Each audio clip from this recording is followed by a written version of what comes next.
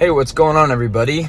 Welcome to my channel. Today we're going to be doing sort of a different type of video. In this video, I'm basically just going to be talking about and analyzing where I've kind of failed, what I haven't been able to accomplish, things that I have wanted to do, things that I have set goals toward that just have not happened, which of course, can be pretty disheartening and also difficult. But at the same time, I think you have to go back and analyze and wonder, why isn't it happening? Why am I not achieving these things? Why has it been not as successful as I want it to be?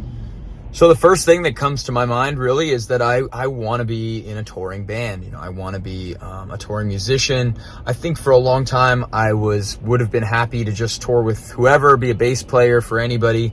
And I think that's still the case to an extent.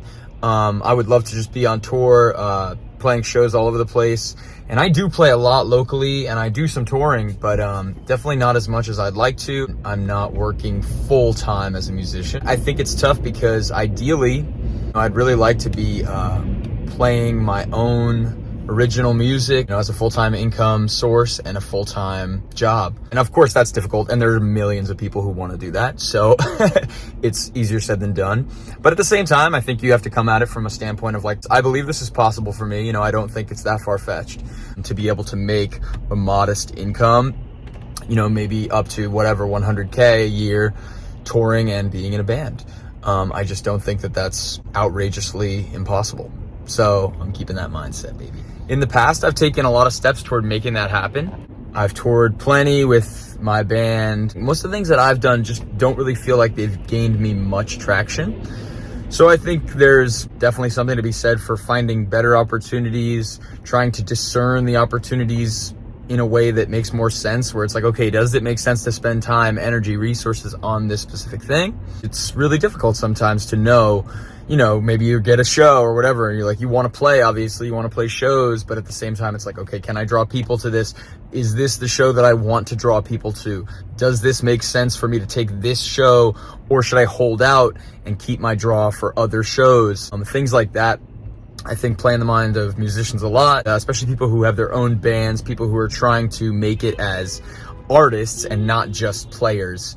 That leads me to my second thing, which is that I think that I've been a little bit torn between being an artist and a player.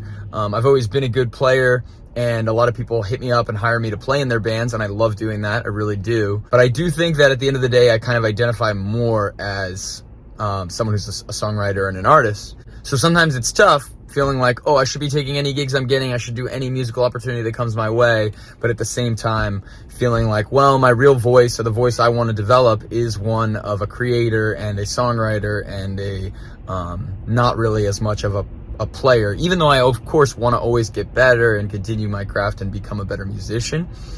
I'm really more interested in being a songwriter and a composer, or someone in a band.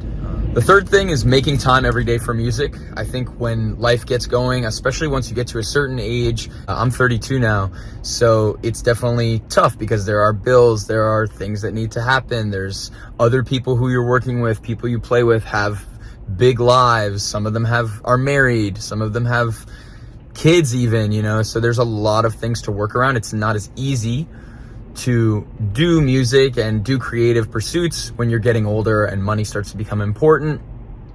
And that kind of throws a wrench in your ability to really just put music first, or just jump in a van and go on tour for a month like you could when you were 25. It was much easier then to have kind of a devil may care attitude about the whole thing.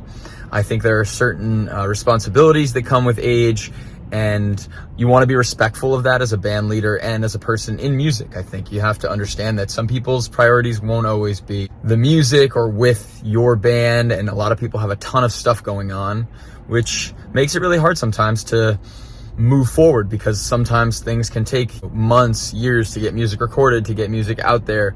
So I think that's the next thing that I want to make sure I'm working on in the coming year. Saying no. I think this is such a good thing for any industry, music or not. It's so difficult, sometimes you want to be a nice person, you want to help people out, you want to do things, you want to be someone who's busy or whatever. It's so important sometimes to just be no, I don't have time for that, or no, I can't do that. There were quite a few times this year where I did things or took gigs that I think in retrospect, maybe I almost wasn't being respectful of like my own time and my own priorities when I took them. Narrowing your priorities is such an important part of giving yourself a chance really at anything in life. I'm learning and I certainly don't have it mastered yet. So if anybody does, hit me up, let me know what's up. But I think that the narrowing of priorities is really important. You just can't stretch yourself too thin, and it's so easy to in this world when there's so many crazy things going on. There's a lot of opportunities in different spaces and different things. Trying to keep focused on 2 or 3 things this year is going to be really key for me moving forward musically and moving forward just as a person, just trying to grow as a person and get better and do more. Another thing I really want to focus on is just putting stuff out.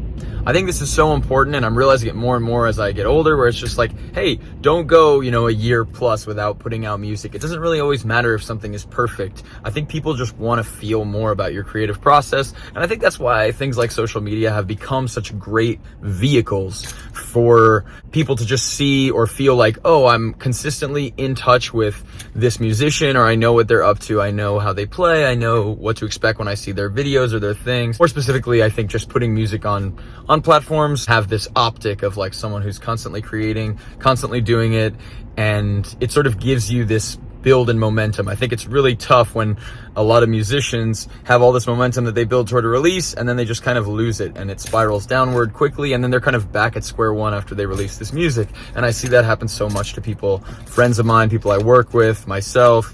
So it's kind of an interesting thing that I'd like to try to get past, is being a little less selective. I mean, I obviously want to still make and put out great things, but maybe to be a little less selective about every little detail of what I work on and what I put out, and just kind of let people into my creative process. And I would say lastly that probably the biggest thing is just to try not to be afraid. It's so hard. It's kind of crazy to just be here on Earth. I feel like there's some sort of serendipity to even being born here and having a chance at life that's so unlikely that you might as well take some chances. And it's still so hard. Fear is kind of programmed in us.